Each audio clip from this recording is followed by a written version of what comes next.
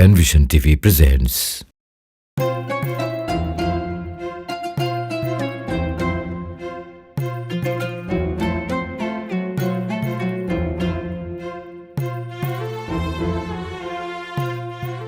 আব্দুর রহমান, আব্দুর রহমান, আরে কোথায় গেলি বাবা?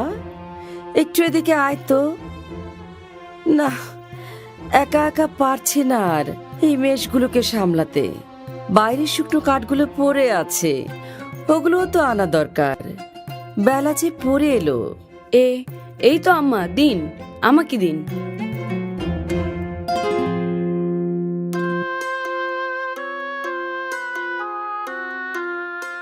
আম্মা, আপনি ভেতরে গিয়ে বিশ্রাম নিন, আমি সব সামলে নেব।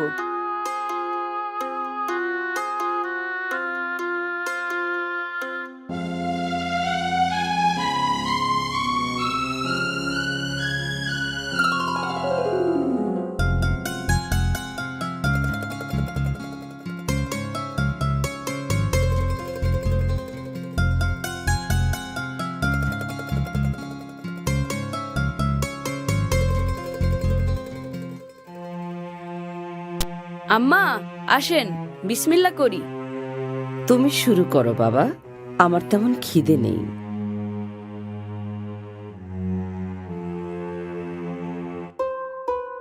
ওটাতে কি রেখেছেন আম্মা?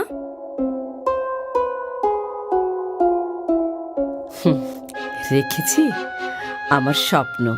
স্বপ্নও কি সিন্ধুকে রাখা যায় নাকি? যায় যায়, তুমি বড় হলেই বুঝতে পারবে। আচ্ছা ঠিক আছে, বড় হলেই বুঝবো। এবার আসুন, আমাকে খাইয়ে দিন। পাগল ছেলে আমার, বড় আর হবি কবে?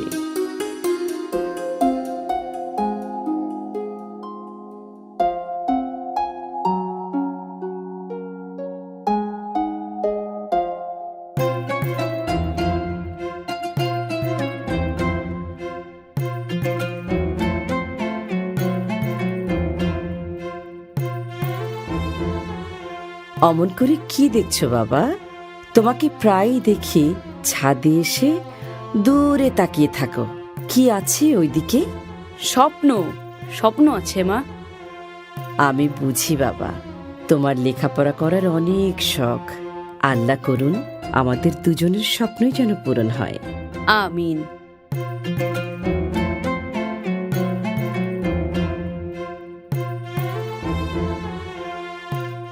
আম্মা, বাগদাদ কি অনেক দূরে?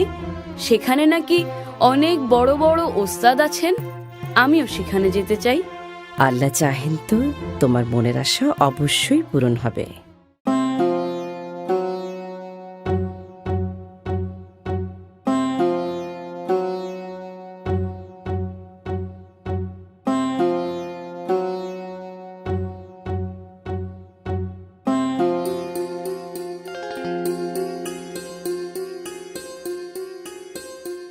বড় মেহেরবানি আল্লাহর, আমাকে একটা সোনার ছেলে দান করেছেন। অন্য ছেলেরা যেখানে পড়াশোনাই করতে চায় না, সেখানে আমার আব্দুর রহমান কিনা।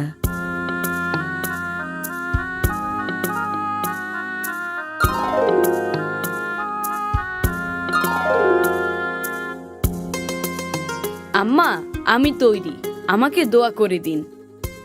এসো বাবা, আল্লাহর রহমত সবসময় তোমার ওপর ছায়া হয়ে থাকুক। আমিন। এই জামাটা পরে নাও, এর আস্তিনের নিচে 40টি স্বর্ণ মুদ্রা সেলাই করে দিয়েছি। আল্লাহ এইটুকু তৌফিকই দিয়েছেন, সাবধানে রেখো। অনেক শুকরিয়া আম্মা। আর হ্যাঁ, আমার শরীরটা ভালো যাচ্ছে না, কিয়ামতের আগে আর দেখা নাও হতে পারে।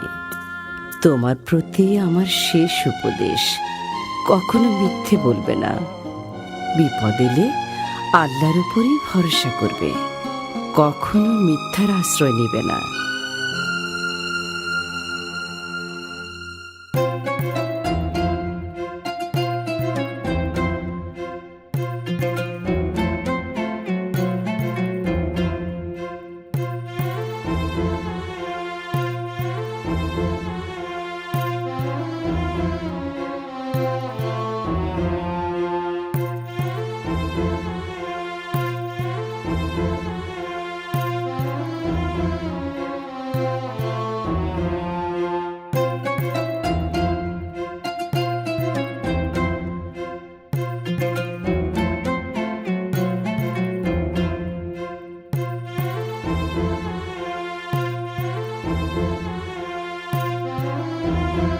সবাই তো মনে হয় আরাম করে ঘুমাচ্ছে।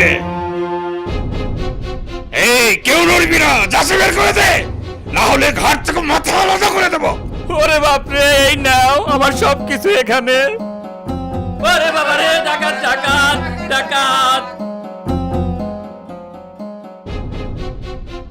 এই ছেলে, কোথা থেকে আসছো তুমি? হ্যাঁ, সবাই তোমারে থুয়ে পালাইয়া গেল। বিদেশ কাদের সাথে যাচ্ছ তুমি? গিয়ে কি করবা?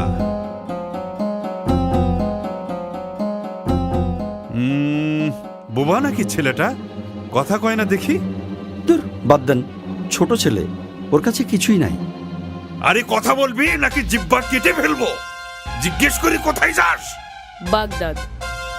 হ্যাঁ, ফকিন্নির ছেলে আবার বাগদাদ যায় কেন? কি পড়াশোনা করতে, না ফোরাতে ডুবে মরতে? পড়াশোনা করতে। পড়াশোনা করতে? তা খালি হাত পা নিয়ে গেলেই পড়াশোনা হবে? পাত্তি পুতি কিছু লগে আছে, না বাগদাদের রাস্তা ঝাড়ু দিয়েই খাইবা? ওকে ভালো করে চেক করেন, খালি হাতে তো আর কেউ বিদেশ যায় না।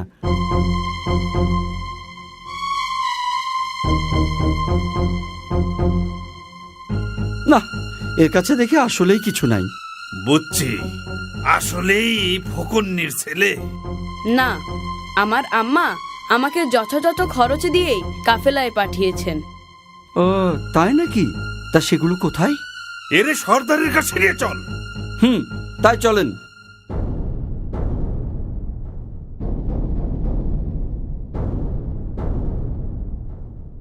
সর্দার, এই পোলা নাকি বাগদাদ যায় পড়াশোনা করতে, কিন্তু ওর কাছে কিছুই পাই নাই। হয়তো কিছুই নাই, বড়দের সঙ্গে যাচ্ছিল। আছে ওস্তাদ, আছে। ও নিজে বলছে ওর কাছে অনেকগুলো স্বর্ণমুদ্রা আছে।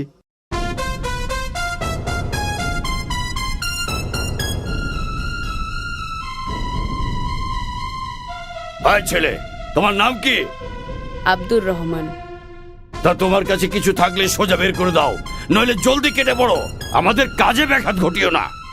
জি, আমার বগলের নিচে জামার সঙ্গে সেলাই করা থলেতে স্বর্ণমুদ্রাগুলো আছে। ওর জামাটা কেটে ফেলো এক্ষুনি, দেখি কি বের হয়।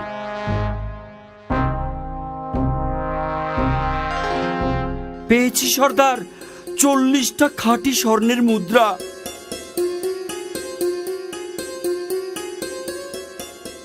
তুমি তো দেখছি আচ্ছা বোকা ছেলে, এই বুদ্ধি নিয়ে বাগদাদ যাও পড়াশোনা করতে? তুমি না বললে তো কেউ জানতেই পারতাম না যে তোমার কাছে এত মূল্যবান সম্পদ আছে। আমার লোকেরা তো তোমার শরীর ঘেটেও কিছু পায়নি। তুমি ইচ্ছে করলেই আমাদেরকে ধোকা দিতে পারতে, তাতে তোমার এই সম্পদগুলো তোমারই থাকতো। কিন্তু সেটা না করে গোপন জিনিসটি প্রকাশ করলে কেন? কারণ আমি আল্লাহকে ভয় করি, সেই সাথে আমার আম্মার উপদেশ যেন কখনো মিথ্যা না বলি। বিপদে পড়লে যেন আল্লাহরই আশ্রয় চাই, মিথ্যার নয়। কি বললে তুমি? আমার উপদেশ? বিপদেও মিথ্যে বলা যাবে না। না, কারণ আল্লাহ যদি ইচ্ছা না করেন তাহলে মিথ্যা বলেও আমি রেহাই পাবো না। তাই আমি তার কাছেই নিজেকে সঁপে দিয়েছি, মিথ্যার কাছে নয়, তোমাদের কাছেও নয়। আর আমাদের নবী বলেছেন, মিথ্যা হলো সকল গুনার মা। মিথ্যাবাদীকে আল্লাহ কখনো ভালোবাসেন না। সামান্য এক বাক্য মিথ্যায় তুমি তোমার কষ্টের জমানো সম্পদটুকু রক্ষা করতে পারতে। আমি বরং তার চেয়ে বড় সম্পদ রক্ষা করেছি, সেটি হলো সত্য, মহান আল্লাহর হুকুম আর আমার মায়ের উপদেশ। স্বর্ণমুদ্রার জন্য আমার কোনো আফসোস নেই। সত্যের চর্চায় এতটাই নির্ভীক এই বালক, এই সাহস, এই ভরসা সে কোথা থেকে পেল? কত বড় সাহস! সর্দারের মুখে মুখে কথা! তোর ঘাড় থেকে মাথাটা নামিয়ে দেবো আজ। থামো! কাল কিয়ামতে মহান রবের সামনে আমাকে মিথ্যাবাদী হিসেবে দাঁড়াতে হবে না। এর চেয়ে খুশির সংবাদ আর কি হতে পারে? এই বালক মায়ের কথার অবাধ্য হচ্ছে না, আর আমি আল্লাহর অবাধ্যতাকে পেশা বানিয়ে নিয়েছি। হায় খোদা, কি হবে আমার পরিণতি? আমাকেও তো একদিন মরতে হবে। কাল কিয়ামতে আল্লাহ যখন জিজ্ঞেস করবেন দুনিয়াতে আমাকে লুটপাট করার জন্য পাঠানো হয়েছিল কিনা, তখন আমি কি জবাব দেব? আমাকে তুমি ক্ষমা করে দাও বাবা, ক্ষমা করে দাও। আজ তুমি আমার চোখ খুলে দিয়েছ। কত শত মানুষকে আমি লুণ্ঠন করেছি, তাদেরকে পথে বসিয়েছি, পদে পদে আল্লাহর হুকুমের অবাধ্য হয়েছি। তুমি আমাকে সঠিক পথে তুলে দাও। সঠিক পথে তুলে নেবেন আল্লাহ, ক্ষমাও করবেন আল্লাহ। আপনি শুধু তার কাছে তওবা করুন আর প্রতিজ্ঞা করুন যে ভবিষ্যতে কোনো দিন আল্লাহর অবাধ্য হবেন না, ডাকাতি করবেন না, লুটতরাজ করবেন না। এই এই আমি তওবা করছি, আর কোনোদিন পাপ কাজে নিজেকে নিয়োজিত করব না।